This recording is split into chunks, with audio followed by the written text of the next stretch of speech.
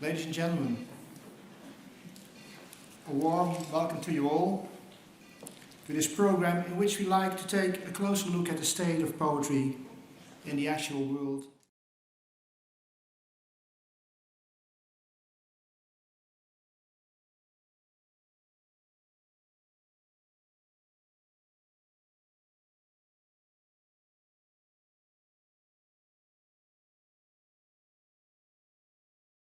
The factuality of them, to comment on them and share them with the rest of the world.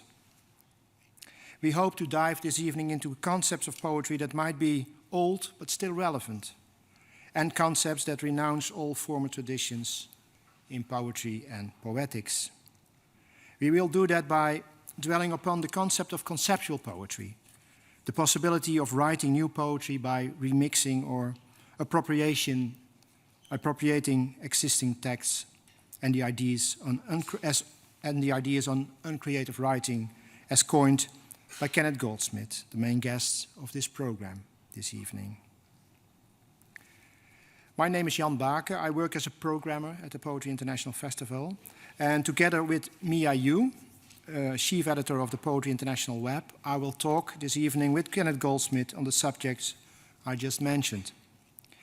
We will be joined by the French poet Pierre Alféry, who since he started writing constantly was aware of the limitations of traditional forms and approaches, and found new ways of making poetry by merging written or spoken language with other forms of representation, such as films, music, and drawings.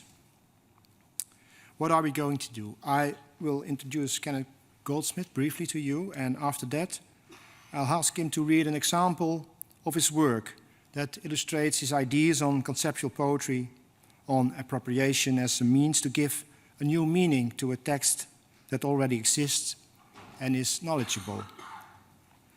After that I'll ask Pierre Alféry to read his essay on conceptual poetry in response to Kenneth Goldsmith's essay on uncreative writing. That is after I have introduced him to you. After both readings, Mia, you and I will invite Kenneth and Pierre to the table to have a little talk and discussion, debate, whatever it will turn out, on what I mentioned so earlier. If the conversation gives rise to questions or remarks that can enrich the conversation and bring in perspectives that we missed so far, we try to make room for those questions at the end of the program with you all. I'd like to emphasize that one of the benefits of the program we're having here, and much of the program, many of the programs we here have at the Poetry International Festival, is to have a chance to talk about important subjects, talk about poetry in a large sense and also in very specific ways it comes to us. We can talk as man to man, women to women, human to human, which means that we share a room together this evening in a conversation that I hope everyone will enjoy and feel to be part of the conversation as well. Kenneth Goldsmith. He started out as an artist, but inspired by various avant-garde movements in both art and literature, developed himself into a writer, a specific one, an important one, an interesting one, that has impact not only through his books, but also through his readings and public performances. He is an enthusiastic advocate of a conceptual literature that, following the example of conceptual art, mainly manifests itself as a literature that should be discussed more than it should be read. It's said very often by him and on his work. As he says himself, my books are insanely boring and unreadable, but they are fantastic to think and talk about, to dip into from time to time, to have it on your shelf. I'm more than happy, Kenneth says, to say that I don't have a readership, but a thinkership. In fact, all of Kenneth Goldsmith's writing forms a single major ongoing project in which he turns existing material into books by recycling it, such as Day, in which he completely and accurately typed out the New York Times from 1 September 2000, and The Weather, book made in 2005, which is a transcription of a year of weather forecasts.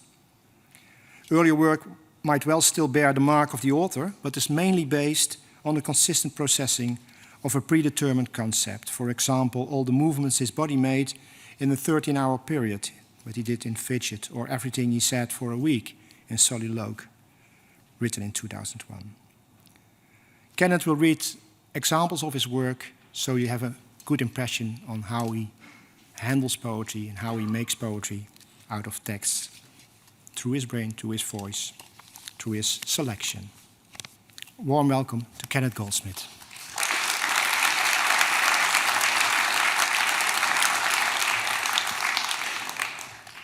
Thank you, Jan, for that beautiful introduction, and thank you all for coming tonight.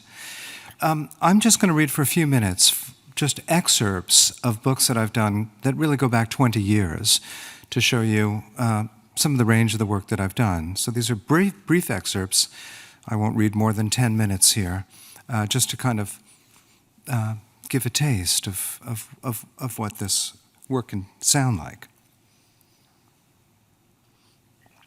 The first excerpt I'm going to read is from my book Fidget, which is every move my body made on Bloomsday of 1997, from the moment I woke up to the moment I went to sleep. I'll just dip in somewhere randomly. Thumb and forefinger pinch, wiping mucus from lip. Mucus pools in right nostril, wipes. Index finger blocks right nostril. Exhale. Mucus out right nostril. Elbow extends. Fingers open. Forefinger caresses outside of thumb. Breathe. Right hand twists. Right foot propels body forward. Right hip stretches. Right knee drops, almost touching bed. Muscles in right thigh and left buttock stretch. Mucus drawn from nose into back of throat. Tongue gathers saliva and mucus. Swallow. Right hand moves to nose. Right thumb covers nostril. Exhale. Expel. Right index finger moves to forehead near top of hairline. Itches 4 times.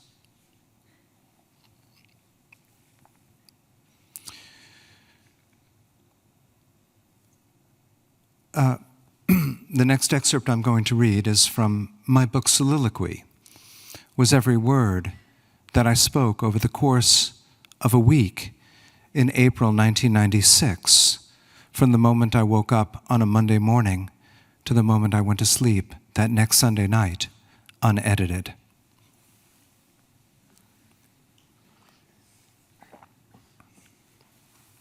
All right, okay, I'm gonna do some email and then some reading, okay? How are you doing, all right? You want me to turn this off? What are you thinking about, what? Tell me, are you so absorbed in thought? You thinking about how bad my eye is and how I should call the eye doctor? What are you thinking about? Toast? There's you stuffing, man. How is this music? Interesting or not really? I'm going to bring your computer back here. Do you want me to get it? Do you have some work to do on it? Yeah, I'll bring it to you. Tell me a little bit about this music. How do you feel after you rollerblade? I'm going to go hang out and then read a little bit, and then what? What, after your show?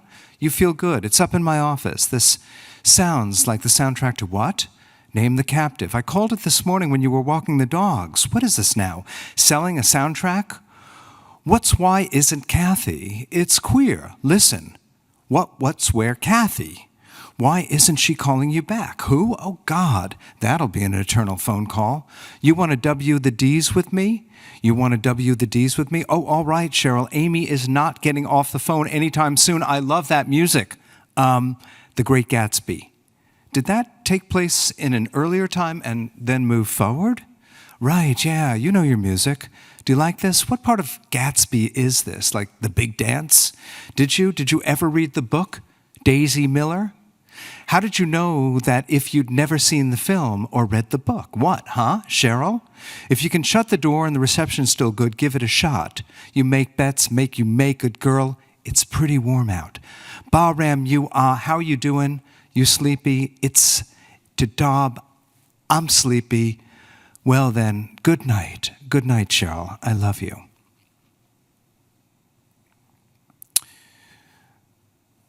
The next book I'm going to read from is a book called Traffic, which was 24 hours of traffic reports from a New York radio station that's given every 10 minutes on the ones for 24 full hours.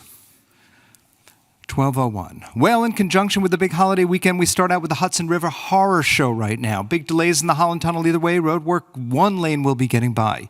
You're talking about at least 20 to 30 minutes worth of traffic either way, possibly more than that. Meanwhile, the Lincoln Tunnel, not your best option back to Jersey, but still not so bad. And the GW Bridge, your worst possible option. 30 to 40-minute delays, and that's just going into town. Lower level closed, upper level all you get. And then back to Jersey, every approach is fouled up. West Side Highway from the 150s, the Major Deegan, the Bronx approaches, and the Harlem River Drive are all a disaster. The Harlem River Drive could take you an hour, direct across the GW Bridge with roadwork. And now, across the East River, 59th Street Bridge, you've got to steer clear of that one. Midtown Tunnel, Triborough Bridge, they remain in better shape. Still slow on the eastbound Southern State Parkway here at the area of the Meadowbrook. There's a stalled car out there blocking a lane, and traffic very slow.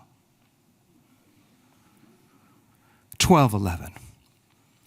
Oh, one of the nastiest nights we've had in a while across the Hudson River. Holland Tunnel can be up to a half an hour in either direction. It's repairs and one lane available.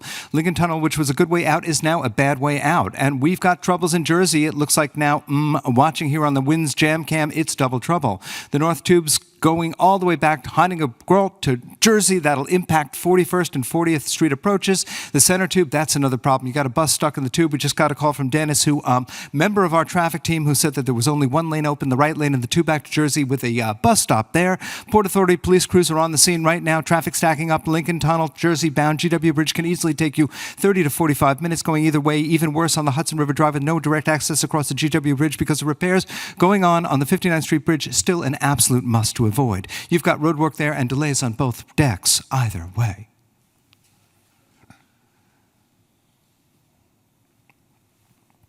And I think I'll just finish up with a excerpt from 7 American Deaths and Disasters, which are news accounts of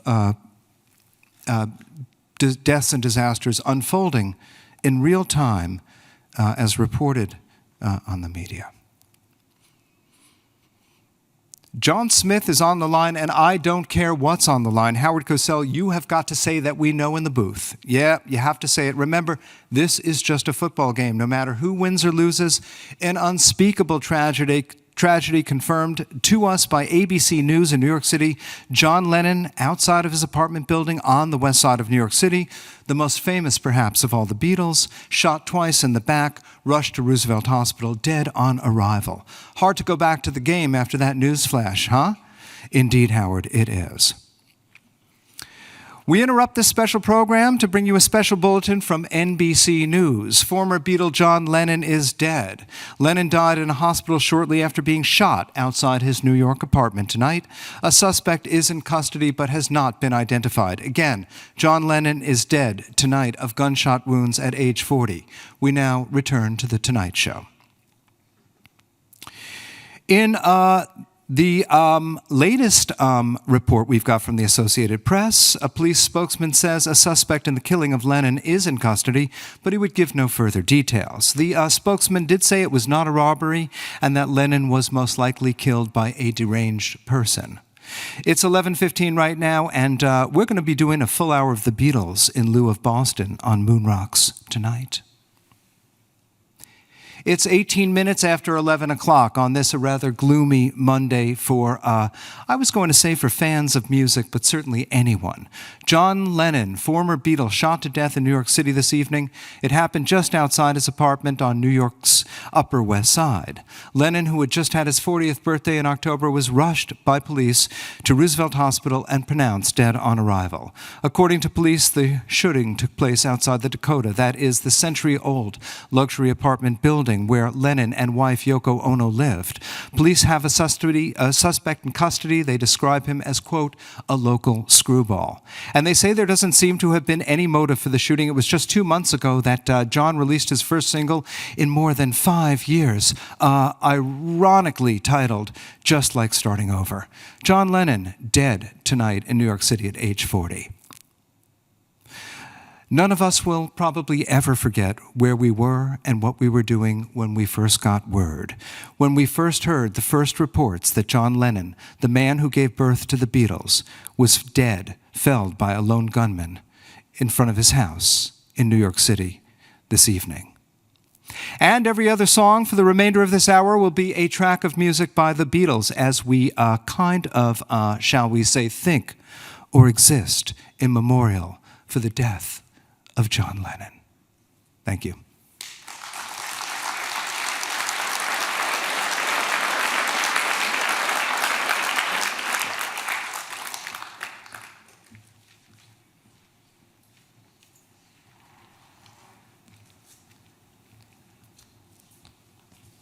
Thank you, Kenneth. Pierre Alféry. It was, I think, that Pierre Alféry would become a writer was clear the moment he published his thesis on William Ockham, which deals with the singular in the work of this medieval logician. But he didn't lock himself away in a philosophical library, but started something else, began to write lyrics, 3 songs on Cupid, the debut album of a French rock group, Cat Anoma. But that wasn't the only thing he went to as a writer, because he published an essay on language and literature in January 1991.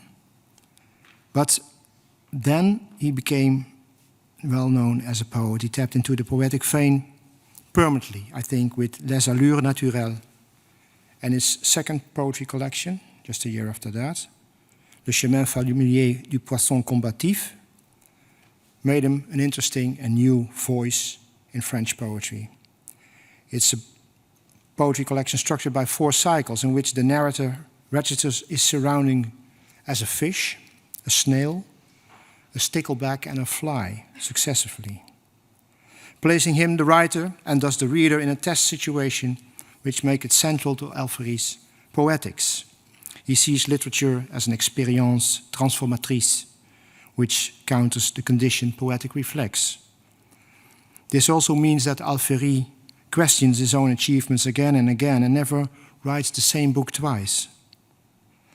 He applies a range of different rules of composition in Le Chemin Familier du Poisson Combatif, while in his other book, Coupe Or, the subsequent collection, he adopts the tight corset of 7 parts containing 7 poems with 7 verses and 7 syllables. He expanded his field of work to the audiovisual with his ciné-poème and his film Parlant. You can see some of them in the craft talk he will have tomorrow here at the festival. And expanded his work to the plastic arts by adding his own drawings to his texts, for instance in Intime, or he designed calligrammatic panels for tram stops on the Paris T3B line, which opened in 2012 and runs from Porte de Vincennes to Porte de la Chapelle. He's also the author of numerous film reviews and various novels. And there's nothing I can say that has to do with literature that hasn't been undertaken by Pierre Alféry. He has written a small essay on the idea of conceptual poetry, and it's some sort of a response to the essay Kenneth Goldsmith wrote earlier in Creative Writing. A warm applause for Pierre Alféry.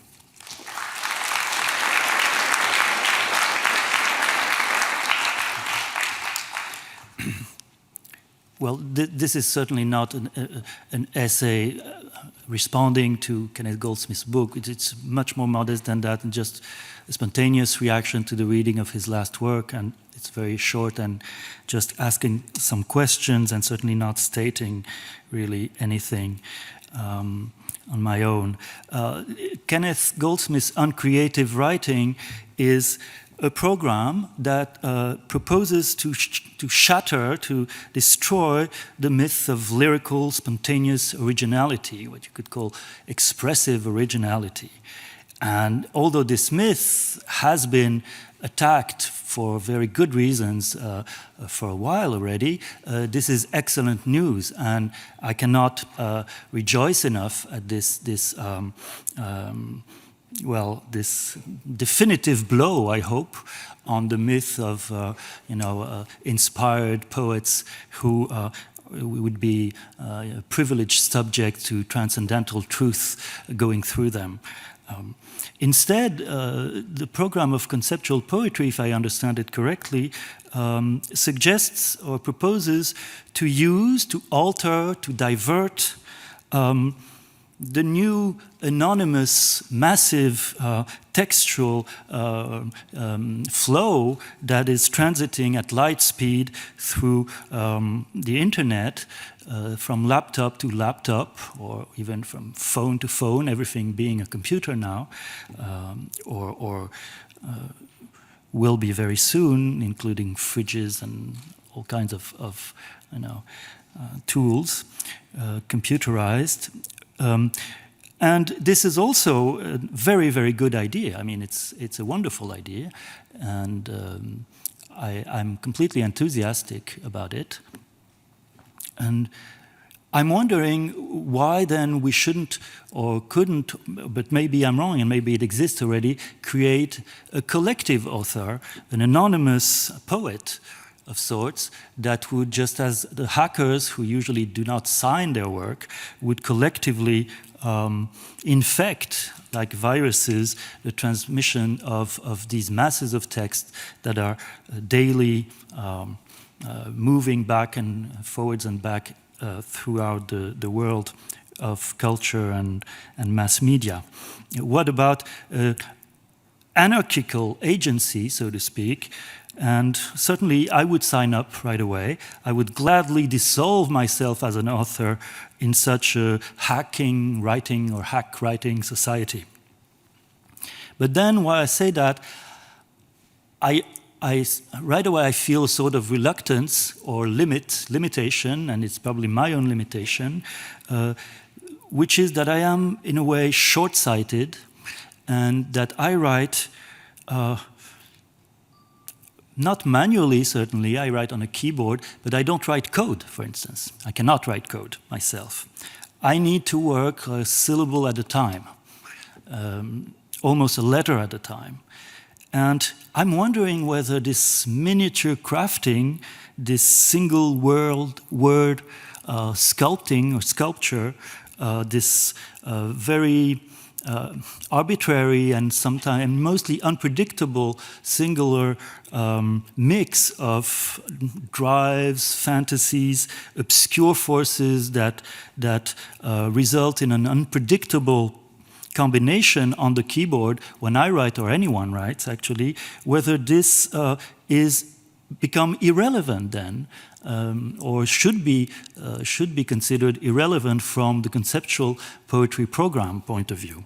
And should I renounce all of that small-scale craftsmanship and also personal, not personal in the sense of a psychological person or originality, but just an arbitrary delirium.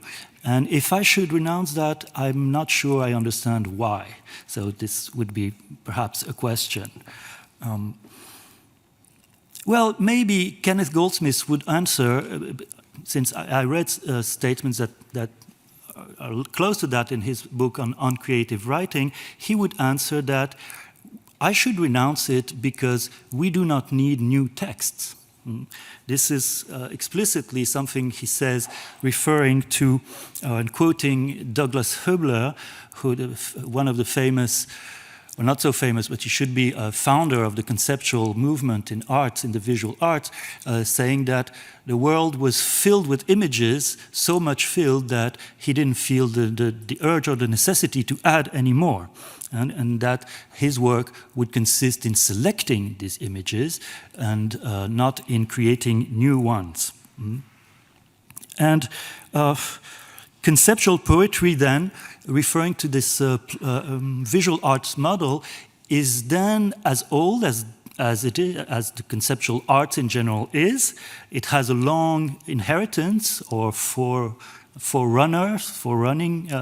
vein from these visual arts. It's as old as this conceptual art in the 70s, but also in a way as the Russian conceptual artists of which we have an important representative here in the International Poetry Festival, I mean Lev Rubinstein, who initiated with a few others in Leningrad in the 70s and 80s a movement called conceptual poetry already. And you could find other forerunners, I guess. Brian Gysin's Cut Up, of course, in the 50s and 60s, and even the Dadaist collage in the 20s, all things of which Kenneth is, of course, very well aware of, since he's the creator of the now indispensable Archives UbiWeb, where the whole sound and textual and even musical avant-garde of the 20th century is available thanks to him.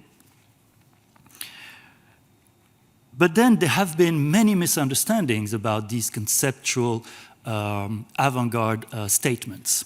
And if we go back to the conceptual arts, visual arts, the reticence expressed by Hübler to produce new art objects, and it was shared by many of his peers at the time, has been, I think, very much misunderstood.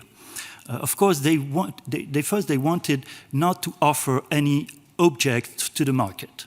They didn't want to sell objects to the art market. So this was a political stand.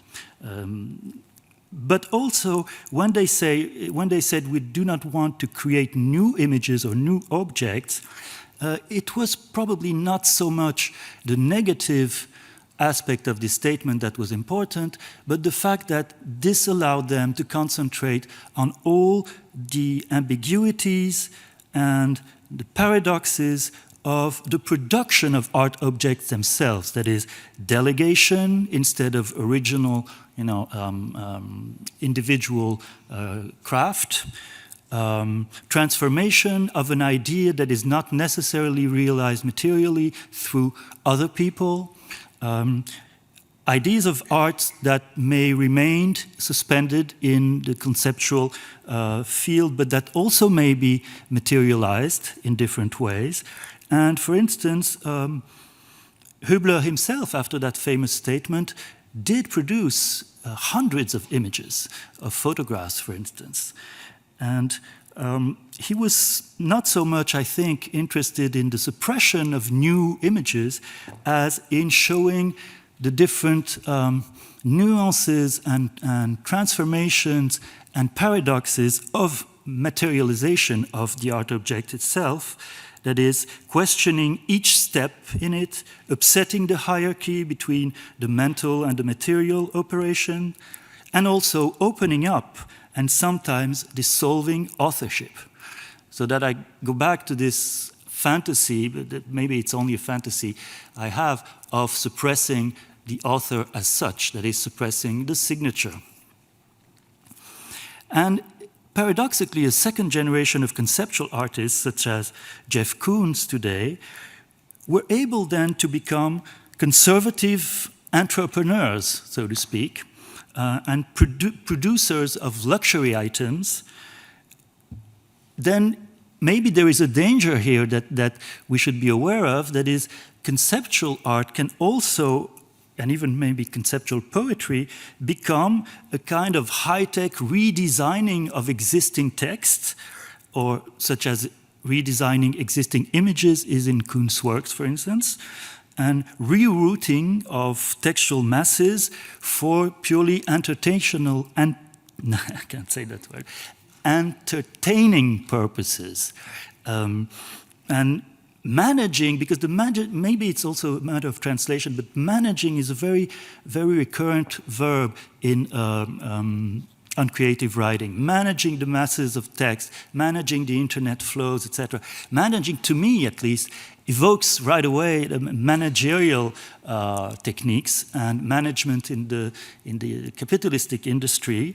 And so managing big data textual traffic, introducing viruses, bugs, glitches, and so on, can be fun. It can be a game, but management can also be,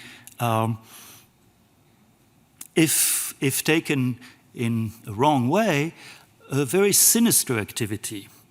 That is, firstly, we know that for many and the great majority of working people in the West, at least in the Western world, there is a new degree in alienation in the fact that instead of producing or working the machines themselves, they just have to attend the machines. Now, most of the working class in the Western world is not building or not even working in chain, in the old form of alienation, but simply tending the machines, seeing that it works, checking, verifying that the working is just as it's supposed to be, and watching the machines do the work. And this kind of alienation is, in fact, very, very cruel. It creates a kind of suicidal boredom, and since we have renounced to be like what Heidegger wanted us to be, the shepherds of being, doesn't mean necessarily that we have to be attendants of the machines instead. Or is it? Or is it our fate to become only servants of the internet servers? To become like janitors, amusing and slightly ironic, perhaps, janitors of the big data centers that flourish all around the world. So that would be the first danger, the first peril in managing textual masses that I see or I fear. And then the second one would be that for the happy few who can do this managing, that is, who master the language of script, the script of information and computers, and can,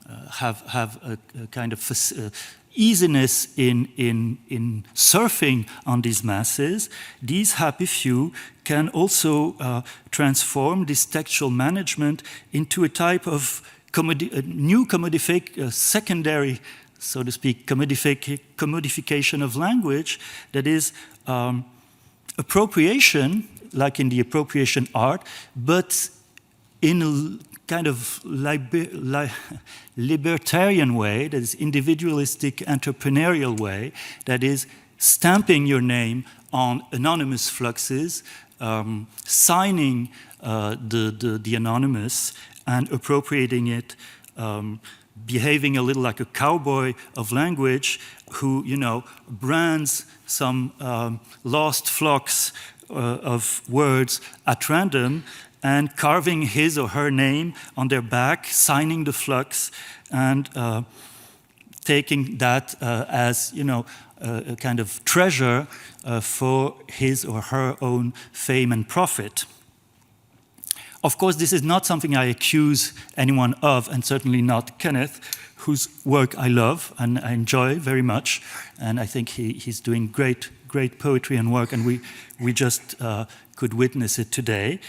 But if there was a choice or an alternative here, I would certainly prefer the utopia or the hope of a growing international non-profit society of anonymous text redesigners, of subverters of the newspeak grammar, of deprogrammers of the discourse of rumor, or to coin other phrases to designate the same utopia, inventors of metrical algorithms, part of algorithmic art that is starting already, not only in the textual field, but in the visual field, so too, or creators of a generating matrix for language, a mad sentence generating matrix. And if these are the pioneers, probably younger than I am, and that we all are maybe, I feel like the single, isolated lyrical voice that I still am, a little like an Indian in the prairie of language. But however, if I'm not mistaken, then we don't need this time to kill each other.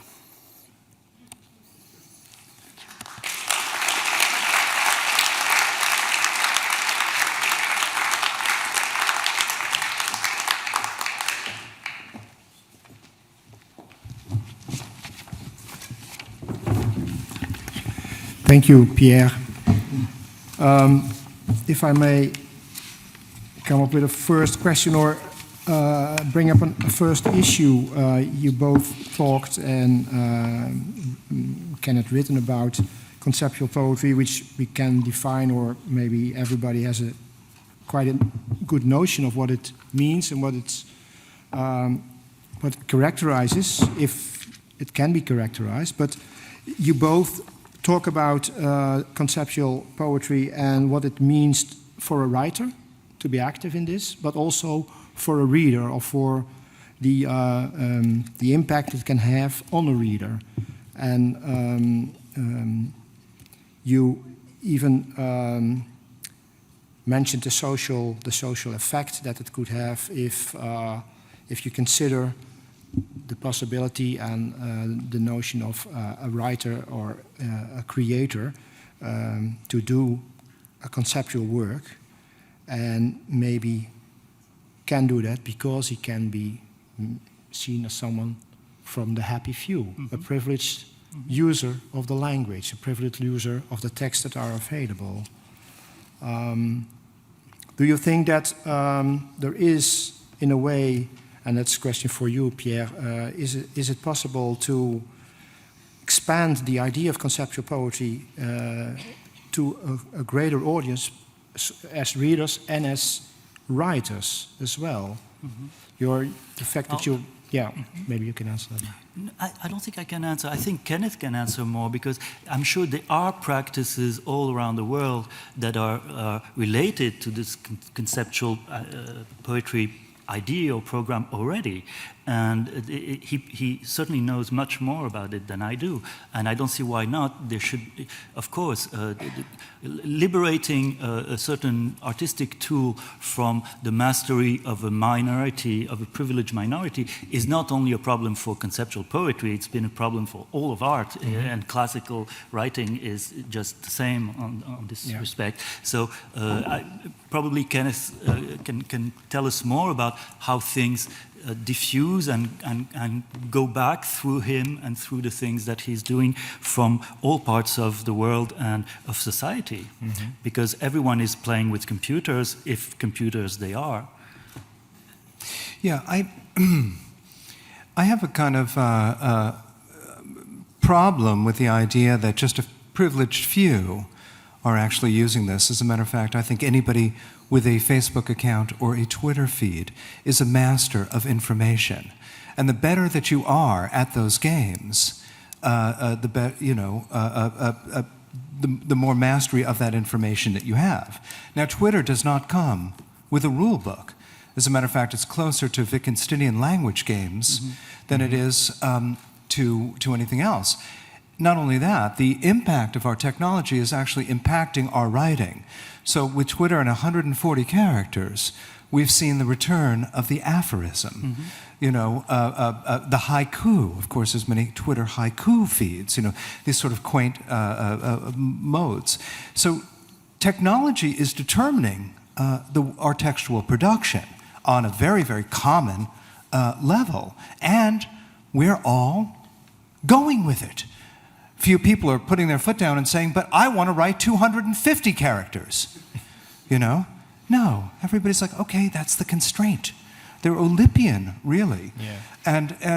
And the way in which, as you talked about Hubler, the way in which the information is distributed is often much more interesting than the information itself. The apparatus of Twitter is better than any one tweet. The apparatus of Instagram is better than any picture. As a matter of fact, according to Willem Flusser, in his theory of photography, the camera is actually taking the pictures, not the human being, because it's a programmed apparatus, which is made extremely evident in Instagram. So I actually think that these kind of elitist ideas, that there was once an elite, and there was once an elitist class that understood programming and programming languages, is all completely intuitive, and we're awash in it now. But has it created, or has it effect on readership? Because readership, classical literary readership was always an elitist way. You have to be educated, you have to be going to school, and at least for quite a few classical works it counted. Does the fact that so many people are texting and using the internet or using Twitter or Facebook, does it create a new readership? And in respect to the conceptual literary aspect of it? Absolutely. You know, I mean, I think people say to me, often when I tell them I'm a poet, they say often to me, regular people will say to me, you know, I used to read a lot more than I do now. And, you know, a sort of odd confession to a poet. Yeah. To which I respond, I say, do you have a Facebook page? And they said, yes. I said, how much time do you spend on it? Oh, I spend all the time in the world. I said, I think you're reading more now than you were 25 years ago. You're just reading differently. You know, it's not, you know, it's a different type of reading. Reading tweets, skimming, you know, all sorts of avant-garde moves in the 20th century that were odd proposals in their day are actually coming to pass now. You know, Ernest Hemingway's six-story word, you know, baby shoes, you know, new baby shoes never worn. Never worn. Now we have a Twitter festivals for very, very short narrative. Right? Yeah, you know, and so, or, you know, Félix Féninon's newspaper in 3 lines. You know, Beckett's very terse prose is suddenly all returning in ways that we couldn't have expected it to. So I think this is fantastic. I think we're writing more, and I think we're reading more, but we're writing more and reading more in ways that have not been yet recognized as being properly literary. Properly literary. Okay? And that's our problem. And that's sort of one of the ideas that 20 years ago, conceptual poetry kind of set out to kind of stake that claim, that actually, no, all that language that you're moving is actually a fully recognizable and legitimized historically as being literary. You just don't know it. But I wondered, I mean, to go back to your point about how the apparatus of Instagram or Twitter or Facebook is actually more interesting than what's the content of it, let's say. I wanted to draw that to a point that I think Pierre is making about that there is intuitively something that seems problematic about the fact that any person who subscribes to these things offers free labor for this apparatus to function. It is, I mean, it doesn't exist on its own. It does require the free labor of those that are willing to participate in it. And so I wondered if you had a... Yeah, well, absolutely. In a Flusserian way, every photograph posted to Instagram in relationship to the apparatus represents and might represent a living body or some person that or a robot, but there's some which really just increases the bottom line of the value of these apparatuses. They don't care. Content is not interesting. Content is just a signifier of population, and that the fact that the app is populated, which in fact raises its market value. Now, we don't, again, we do this so beautifully, but we don't theorize it. You know, I mean, we're great users. You can't imagine how beautifully we adapt to technology. But we don't theorize our position in that. Exactly what you're saying is true, but how many people are actually saying that? Actually, every time I tweet, I'm raising the value of, I'm raising Twitter's stock value. And it's in Instagram's... I think that. Well, you do. I mean, we do, but most people clearly don't. But I suppose not many of, well, maybe not many of the users of the social media will call themselves author and think of themselves as in a certain concept of being an author. You'd be surprised. Yeah? I can't tell you how many people have scraped their Twitter feeds for books. How many people Of have, course you know, they I have mean, done. everybody, Yeah. actually, I think Yeah. everybody thinks they're a writer. And it's that, I actually think what Pierre said, it's that beautiful crafting of that exquisite 140 character sentence with a period on the end that's just exactly 140 characters. And, you know, people sometimes work very, very hard to get those crystalline and perfect. And you go, that was good. It's kind of the way that we poets write blurbs. We just don't write a blurb, man. We make those things into little diamonds, you know, and we work them, and they've only 2 sentences long. So I actually think that your attitude is very much a part of is very much a part of the best of social media. Certainly, there's many things that are not that, but I think a lot of people are thinking of themselves as pretty damn good writers on social But then media. on the other hand, it seemed to me that many of the things that you experimented with dealt more with slight changes in point of view or perspective on masses of texts, and like rerouting or changing the focus, or reading whereas we were listening, or reading whereas we were feeling an experimental thing. So that it's not so much, in your case, maybe I'm wrong, it's not so much word by word as in the blurb example, as a kind of engineering of text masses. That's what struck, I was struck with as new in your practice. It's not new. It's not new. The practice is 100 years old, Right, with but- Duchamp. You know, the reframing, you know, this glass means something right here, and it means something very different right here. The whole world has changed with that move. Of course, this is what Duchamp taught us, that it takes very little effort to construct meaning. Recontextualization can be as profound a constructor of meaning as intention, as authorial intention. You know, and so that, you know, this is not new, but in textuality, it is kind of new. It's real hard for me to come up with too many examples of massive amounts of text that are being moved from this place to this place, and thereby assuming new meaning. It can be something as small as a form. You know, something, the newspaper is retyped and becomes a 900-page book.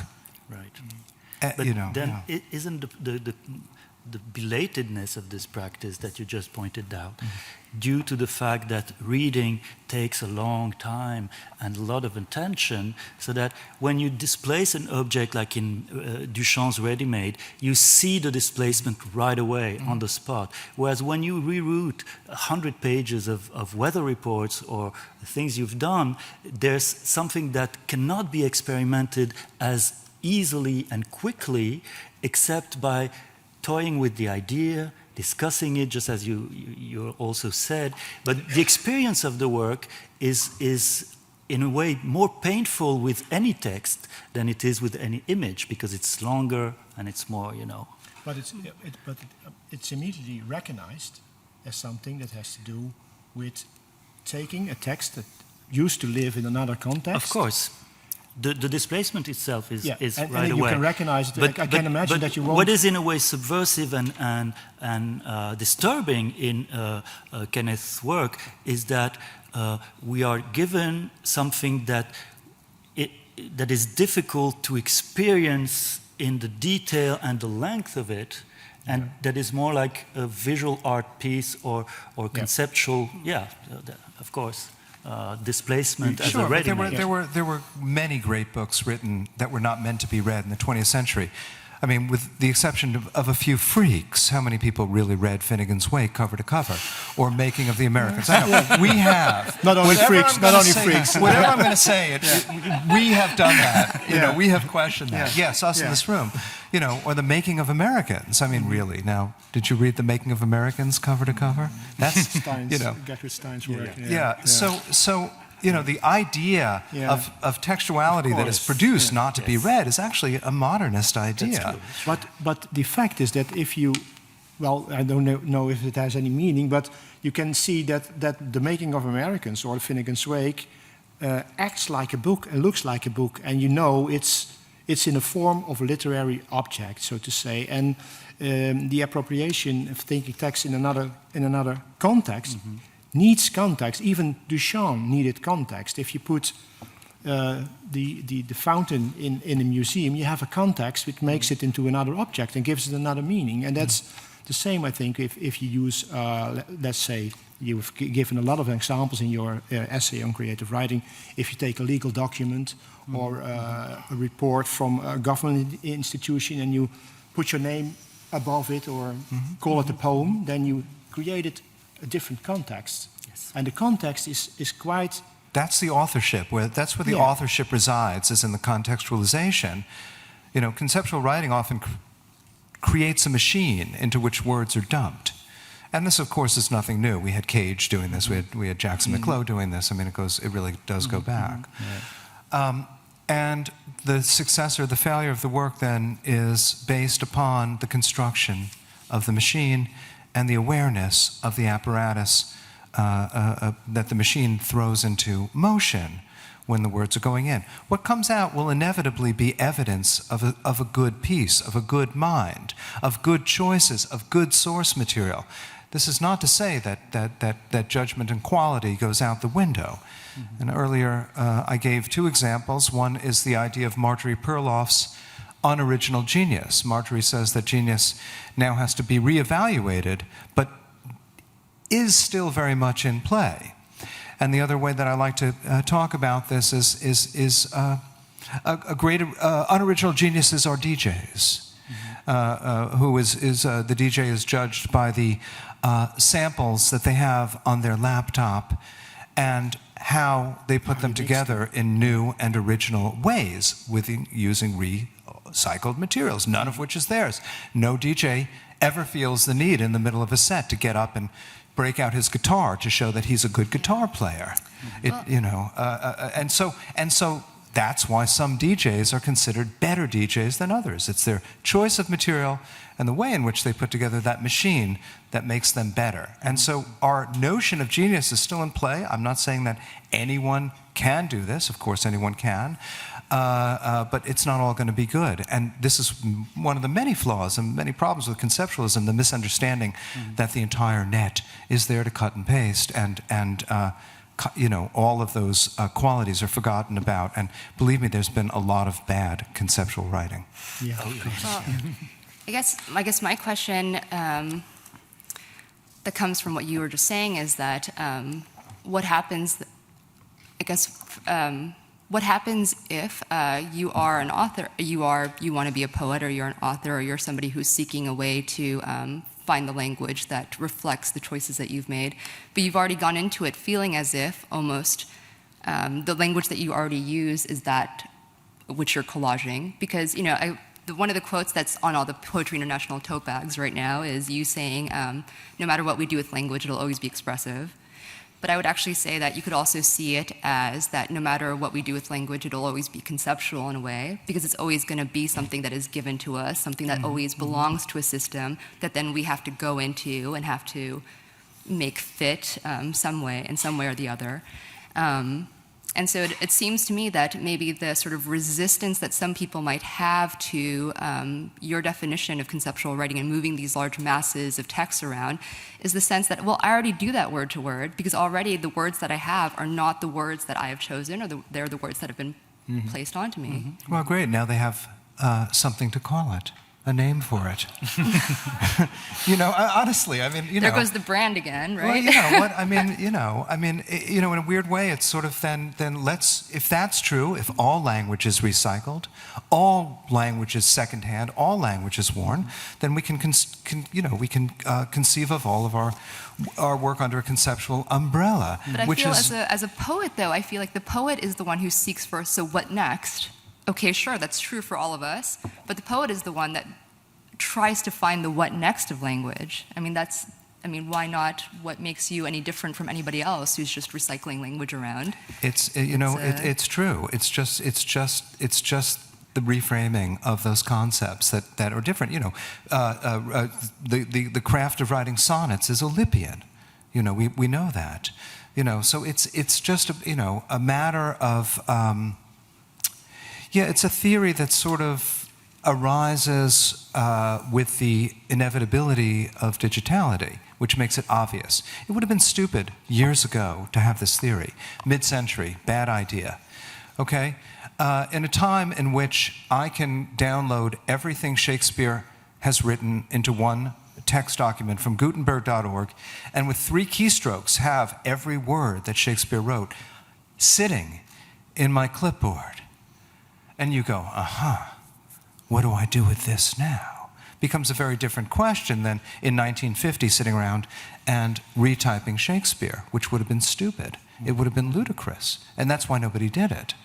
And so you have this, just a different textual condition that makes new questions and new uses of text possible and available that really weren't possible before. New uses of language. You go, But then again, there will be, given your example of the DJ, everybody using these texts wants to be a good DJ, I suppose. If you think of yourself as an author in a new way, a new sense, in the conceptual sense, in the sense of this era we're living in, then you want to be the best DJ, I suppose. Or do you think that that's not important any longer if you take in this metaphor to literature? Well, I like what Pierre was saying about the unauthored text and the anonymous giant mass of people passing text around and getting the way that dance music is shared and anonymously remixed and then shot back out onto file sharing systems, never signed. Almost never signed, and then it passes from one person to another, and somebody adds a little something here till it becomes unrecognizable, and it's never static. You see this sort of end of the finished product. There's never a finished dance mix. Never. No, it's good. So I think that these things are happening in other parts of culture. I just think that we're a little slow in poetry. We're getting to it now, and the ideas are very exciting. But everybody else looks at what, say, the art world looks at what I'm doing, they just yawn. They go, appropriation, that was like 40 years ago. Well, I do want to. I want to ask both of you why it is that you value anonymity so much in your poetic practices. I don't. He talked about it, and I don't. Believe me, I'm full of ego. Well, okay. So that might actually lead to the fact that the fact is that I don't. For me to value anonymity is quite difficult when there are also, of course, those who feel like as if that their identities or their expression has not yet been articulated. They have not yet had a chance to be an author. Yes. And so then to advocate that they should be. To go back into sort of an anonymous collective voice is. I don't necessarily feel like I want to be anonymous with Kenneth Goldsmith, or like anonymous with you either, to be honest. And so, why is there this valuing of anonymity? And is that a universal value that you think that we should have, or is it for only certain select groups of people that may have had the privilege of feeling as if they're authors already? Perhaps that's perhaps you're right. It's a prejudice. But first of all, there's a big difference between being anonymous under the power of a brand or a company and being anonymous in an horizontal organization with no center and no control, central control, of course. So I didn't mean that everyone should become anonymous under my proper name or Kenneth's proper name, of course. Although that would be useful, I could use a few hands. But no, I mean anonymity in the sense that if we are sincere with the idea that originality in terms of self-expression and to caricaturize a little, we all know that there's a kind of international poetic style, as there was in architecture before, that blends general philosophical statements with little arbitrary anecdotes and non sequitur ways of thinking that make it just a little dreamlike, with little jokes and little cute, sentimental, personal allusions, and that creates a kind of almost ideal type of what a poem, a personal lyrical poem should be. And this authorship is only a convention, really, because everyone is as empty as everyone else and no one has anything to say. So that this kind of illusory originality and personality, I think, has to be cast away and forgotten about. And anonymity, in this sense, is just recognizing that I don't have anything to say that is more relevant than anything else, and we're just, working on the same language that we inherited, just as you said before, and trying to reroute some of the stock phrases and stereotypes that we were given. And I'm just thinking of anonymity as awareness and recognition of the absurdity and frivolity of the claim to original genius and a particular depth of thought that the Romantic poets had. And Kenneth, let's not to forget. conclude, Kenneth, if you can, Yeah. As a last remark. Let's not forget the great hacking collective called Anonymous that have taken down, despots and corporations constantly. Now I'm not sure that's so privileged. Anonymous, who knows? I mean, the documentary, which actually on them is very, very good, shows a diverse group of, the people that did speak on camera, shows a very diverse group of people from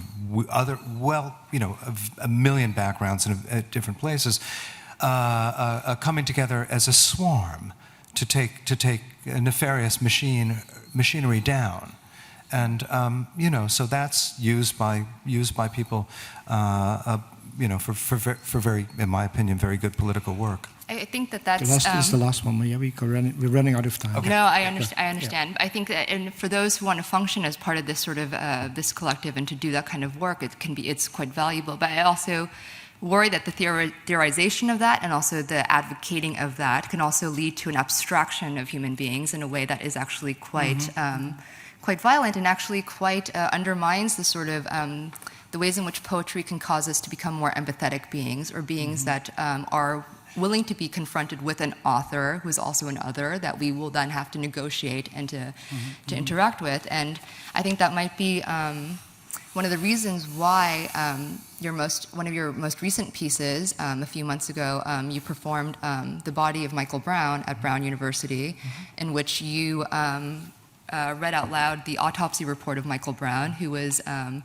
an African-American man who was shot by a policeman in Ferguson, and the cause of a lot of political uprising in America, social protests in America. And of course, you've received a great deal of criticism about that.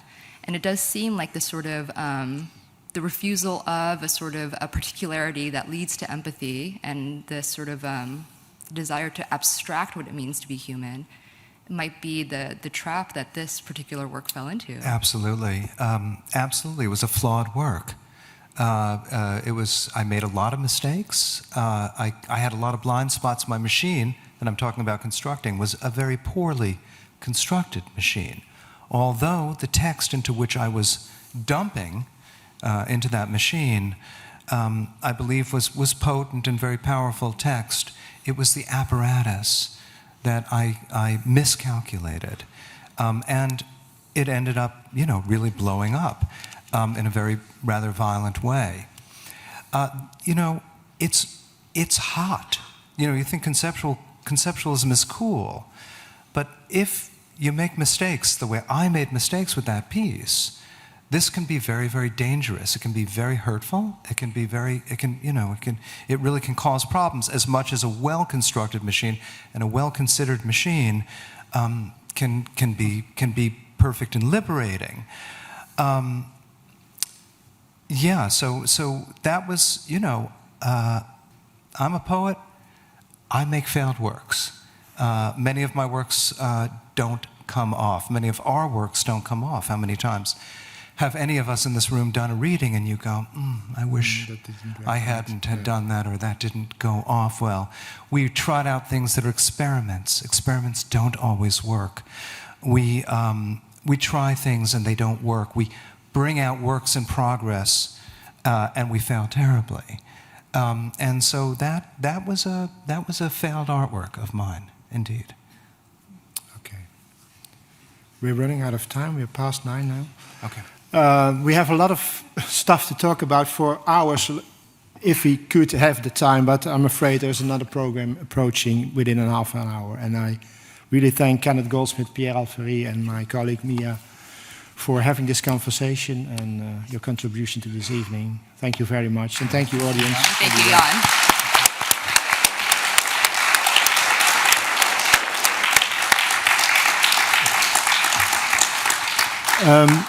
Dan doe ik het maar even in het Nederlands. Voor wie nog niet klaar is met poëzie, en ik hoop dat u het allemaal niet bent. Zo dadelijk is in deze zaal het Budding-programma, de uitreiking van de Buddingprijs. En in de kleine zaal optredens van internationale dichters. Ik zou zeggen, het wordt een moeilijke keuze voor u, maar ik zie u of hier of in de andere zaal graag terug. Dank u wel.